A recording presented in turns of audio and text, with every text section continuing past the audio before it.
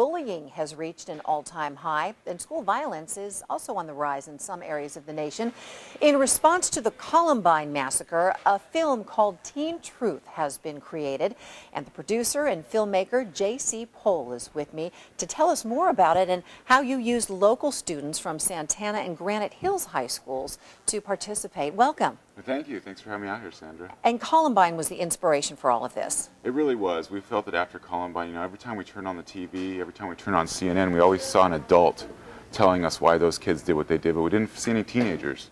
So we really felt if we could get our message to teenagers, maybe they could tell us why something like Columbine happened. And you used teenagers in your movie. You gave them cameras. We did. And you let them have at it. How did that develop? It was an awesome process. We recruited 5 students, and we just gave them cameras. We asked them to film for an entire senior year.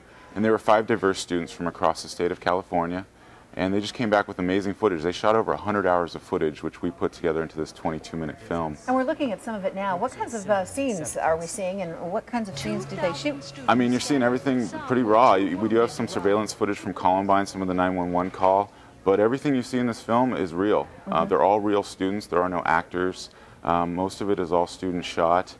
You do see the surveillance footage, which is real, some photos, which are real. Our thing is, we called it Teen Truth because this is really the truth, and we really want to show students that this is what can happen if you treat each other poorly, and this is reality. What did you learn, and what shocked you the most? I've just learned the most because we've now started taking the film and speaking at schools, and I've really just learned that students are dealing with so many issues, and I think on the outside things look so normal and everything looks fine, yet on the inside things aren't that good, and they are dealing with some very deep issues. Why is that? Because, you know, when I grew up and when my parents grew up, I mean, everybody faces hardship. The teenage years are just typically difficult. Why is it so much harder for today's teens, or is it? No, I agree. I mean, growing up, it's like when there was a pimple on your face, it was the end of the world. And I think now the only thing that's really different is things are moving so much faster with the internet, MySpace, text messaging, and kids can be hit from all different directions. And there's so much pressure on students now because life is moving so fast, and I think that's why it's kind of elevated to another level, because students are dealing with so many things, and some of those things are anonymous. So they're getting hit on MySpace, and they don't even know who's doing it, and that's extremely frustrating. Cyberbullying is what it's called. Huge issue. How common is that, and what is a parent or educator to do to stop it? Well, I think that's the hard thing. From a parent and educator standpoint, I mean, obviously loving and supporting your student or your child, but I think the biggest thing is just educating them about realizing that they can make a difference in their life and not. It's funny, I speak at a lot of schools and I always ask, why do people bully? And most of the kids raise their hand. They say they bully because they're insecure about themselves. They bully to be cool. And I think that's the biggest thing that students need to realize is most of the people that are bullying because there's something wrong with them. There's nothing wrong with you. And that's what I think Teen Truth is all about, just giving those students a voice. You've been to many schools and seen thousands of students respond to this film.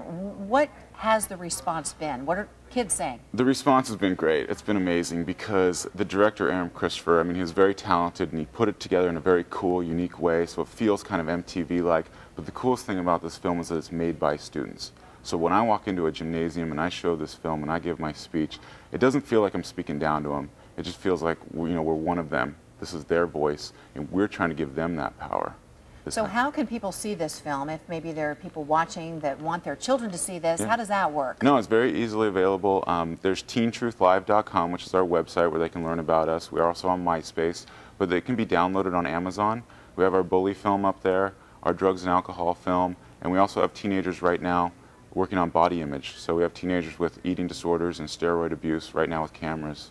And you grew up here in San Diego. I grew up in San Diego, born and raised. You were a teen once too. Yeah, I was, right here. We all know we'd never want to go back, would we? That was a great time, and I try to remind the kids. I mean, it was a good time in my life, and I hope it's a good time in their life, and what can we do to make that better? JC Pohl, thank you very much. We're going to have Sandra. the information, Teen Truth Live, on the KUSI website as well. Best of luck. Thank you. Thanks for sharing this morning.